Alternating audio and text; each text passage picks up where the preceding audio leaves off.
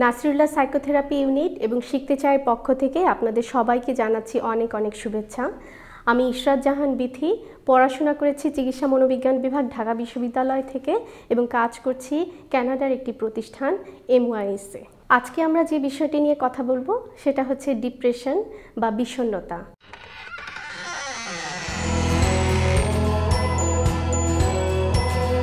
আমাদের চারপাশে নানা ধরনের মানুষ সমস্যার মধ্য দিয়ে যান। কিছু সমস্যা আমরা দেখি যে ব্যক্তির মধ্যে এমন কিছু বিষয় দেখা যায় যেটা অনেক চিন্তার মধ্যে দিয়ে ফেলে দেয়। যেমন কিছু মানুষ থাকে সব কিছুতে একটা না শব্দ বলে দিবে এবং তার কথা বা তার আচরণ দেখলে সব সময় মনে হবে সে কোনো কিছুতে কাজ করতে আগ্রহ পাচ্ছে না, তার কোনো কিছুতে মনোযোগ আসছে না।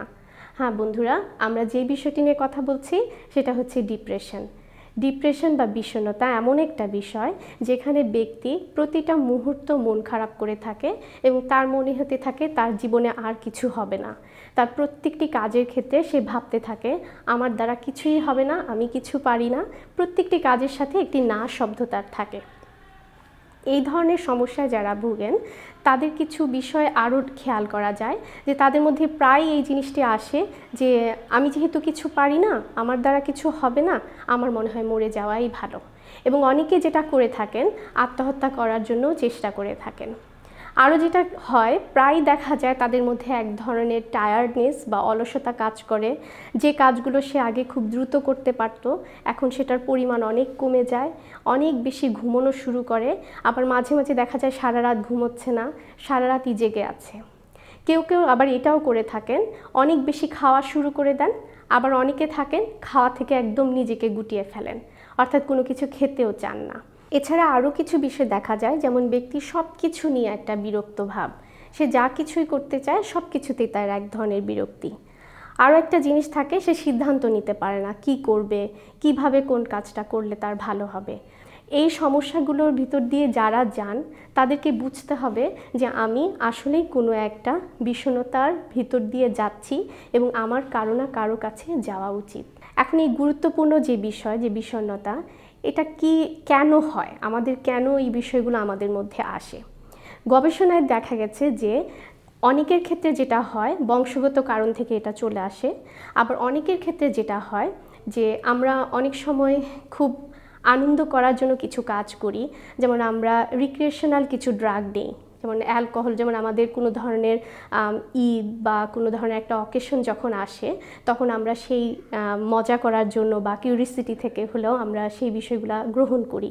তখন থেকে সেটার এই গ্রহণের পর থেকেও ডিপ্রেশন হতে পারে কারোর মধ্যে। এছাড়া স্ট্রেসফুল বা মানসিক চাপমূলক কোনো বিষয়ের মধ্যে দিয়ে যদি কেউ যায় তখনও তার মধ্যে হতাশা হতে পারে। আবার কারো যদি কোনো ধরনের অ্যাবিউজের ঘটনা থাকে, সেক্সুয়াল অ্যাবিউজ বা যৌন নির্যাতন, তখনও তার মধ্যে হতাশার বিষয়টা চলে আসে। তাছাড়া আরও বিষয় হতে পারে যে আমাদের পারিপার্শ্বিক কিছু মানুষ থাকে যারা প্রতিনিয়ত আমাদেরকে কিছু নেগেটিভ কথা বলে।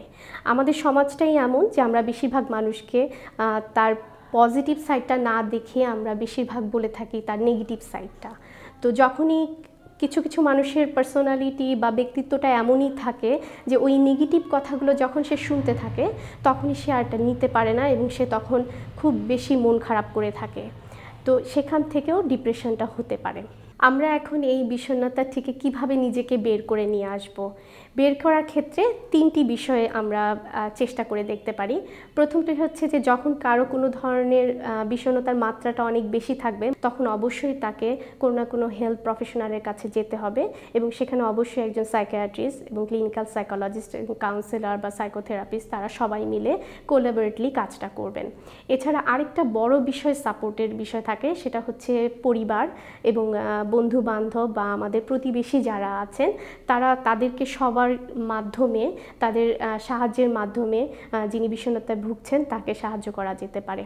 তাহলে হয়তো তার লাইফটা আরও সুন্দরভাবে হবে। তার ব্যক্তি নিজেও কিছু কাজ করতে পারেন, যেমন সবসময় জীবন থেকে যদি নামূলক শব্দটাকে সরিয়ে দিতে পারেন যে আমি কোনো কিছু পারি না না ভেবে আমি পারার চেষ্টা করে যাব। এভাবে যদি নিজেকে উনি নিজেই বলতে পারেন তাহলে অনেক উপকার পাবেন। মানসিক স্বাস্থ্য সচেতনতা নিয়ে কাজ করে যাচ্ছে শিখতে চাই এবং নাসরুল্লাহ সাইকোথেরাপি ইউনিট। আমাদের এই ভিডিওটি যদি আপনাদের ভালো লেগে থাকে তাহলে লাইক, শেয়ার এবং কমেন্ট করুন আর আমাদের চ্যানেলটি সাবস্ক্রাইব করুন। সবাইকে অনেক অনেক ধন্যবাদ।